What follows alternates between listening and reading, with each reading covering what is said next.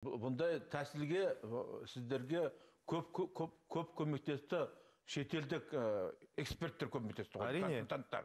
Әрине. Осындай ақпараттық білім беру бағдарламаны жүйе әзірлеген кезде олар бізге көмектесті, және ең тұрақты компанияларды таңдаған кезде олар бізге көмектесті. Енді Казтрансойл дайындауға, IPO-ға.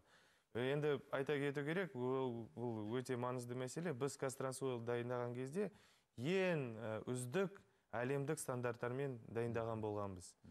Біздің биржаға сәйкес емес, шетелдік ірі Лондон, Нью-Йорк биржалардың стандартына сәйкес дайындағанбыз. Ол қандай стандарттар?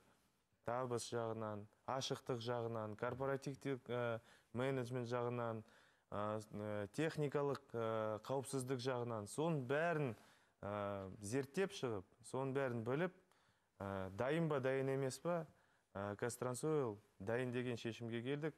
Шетелдік эксперттер, сарапшылардың көмегімен. Және бағаны да белгілеген кезде Казтрансойлдың акциялары қанша тұруы мүмкін, оның келешегі табысы қандай болуы мүмкін. Өйткені баға келешектегі табысқа байланысты ғой. Сол біз ойлаймыз қазір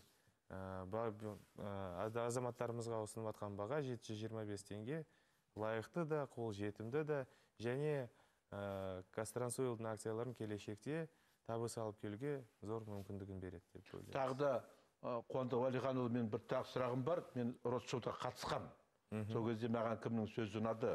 Өмірзақ Естаев Шөкеевтің сөзі. Бұл Казтрансойлды біз неге алып отырмыз? Болашақта бүгінгінде әлі мұнайдың көзі әлі Қазақстанда көп, жеткілікті. Сондықтан Казтрансойл акционерлік қоғамы өлмейді. Ол ұлғая береді. Ұлғая береді деген сөз, оның акциясының салмағы да көтеріле береді деген сөз ғой. Мен солай түсінемін да. Екіншіден, сіздер бұны бекіткен кезде 725 теңгеден бекіткен екенсіз. Бұл 18% бағасы жеңілдік бердік. Кешіріп бердік. Мына 1000 теңгеден 275 теңге пайда көріп отыр әрбір акционер деп айтуға болады ғой бүгінде. Әлеуетті потенциалды, сондай табысты табуға. Одан кейін тағы да жаңа сіз айтып кеттіңіз, акционерлік қоғамның өзінің шешімімен, директордың шешімімен, болашақта сіздер, мен сұрақ қойдым, әдейі осы сұрақты қойған мен. 40%-нан кем емес жаңағы дивиденд төлейтін болады. Төлейді, дивиденд төлейді. Тапқан табысынан, Бұл да үлкен болашақ, осы болам дейтін акционерлік, Казтрансойл қоғамның акционері болам деген адамдарға үлкен жеңілдік деп ойлаймын. Сондықтан менде осы бағдарламаға, менің танитын азаматтарды, біздің бағдарламаны қарап отырған азаматтарға осы акцияға қатысуларыңызды қолдауды өтінемін. Осыған айтқым келейін деп. Рахмет сізге. Пайдаланып қалайын осыған байланысты мен. Бұны мен осыған дейін Қуандық, бізде Марсия Фабале деген Кәрім Мәсімовтің аға кеңесшісі болып кеткен осы. Одан кейін Қайыргелді Қабылдиннің өзі болды осы жерде. Олардың бір тағы да мен бір сұрақ қойғам. Неге біздер осы Казтрансойл қызметкерлерін соларға неге сатпаймыз деген сұрақ қойғам. Неге біз халыққа саттық деп? Осыған қандай жауап бередіңіз сіз? Енді сондай вариантты біз қарап шыққанбыз бағдарламаны әзірлеген кезде, Казтрансойл дайындаған кезде, бірақ әрбір пікірлер айтылған. Енді халықтық IPO болғаннан кейін біз Казтрансойлдың қызметкерлерін ерекше бір позиция қойғызбайық деп, халықпен бірге тең мүмкіндіктер болсын деп, сондай енді ұсыныспен келістік. Және осы бағдарламамыз қазіргі түрде келіп отыр. Мен бұны қойған сұрағым, бұна Өзенмұнайгаздың болашақта акция сататын болсақ, сол тікелей соларға қызметкерлер берсе, қазіргі жағдай болмас дегенім ғой. Ол өз-өзін нетпейді ғой. Ойыңыз өте терең. Действительно, шын мәнінде де ол тұрақтылыққа алып келетін бағдарлама болуы мүмкін. Енді ойлаймын. Енді тағы да мен бір сұрағым осыған байланысты. Қазіргі түсіндіру жұмысы, үгіт жұмысы қалай жүріп жатыр деп ойлайсыз өзіңіз?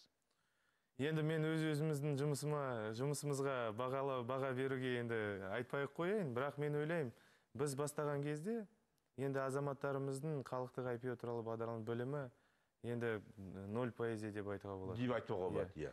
Көбісі білмейтін еді ғой, көбісі. Экономисттер басқа біреулер білмесе, қарапайым халық білмейтін еді ғой. Тек қана сарапшылар, соған қатынасы бар. Ал енді біз тамыз айының соңында зерттеуді өткіздік бүкіл республика бойынша. Сонда 2000 адамдарға сұрақ қойып, сіз халық IPO туралы бағдарлама естігенсіз бе? Ол не екен? Ол қандай компаниялар шығарылатын болады?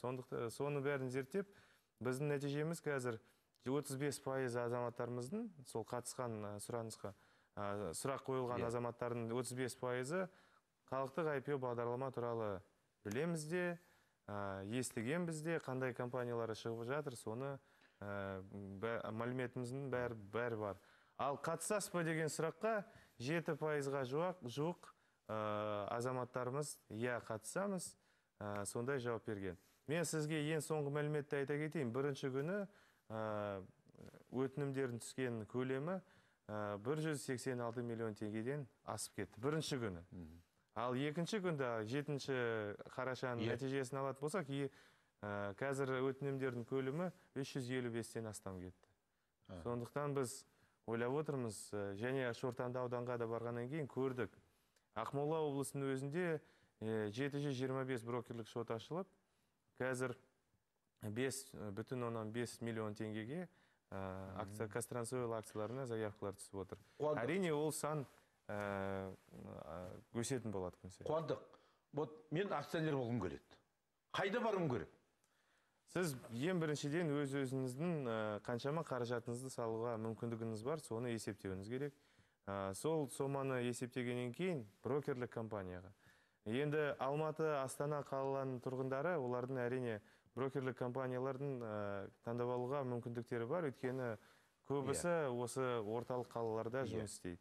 Бізде 30-дан астам брокерлік компаниялар бар Қазақстанда, ол банктермен аралас компания. Ауыл жерлерде ше? Ал ауылдарды алатын болсақ, және басқа облыстарды Қазпошта арқылы брокер шотыңызды ашуға болады.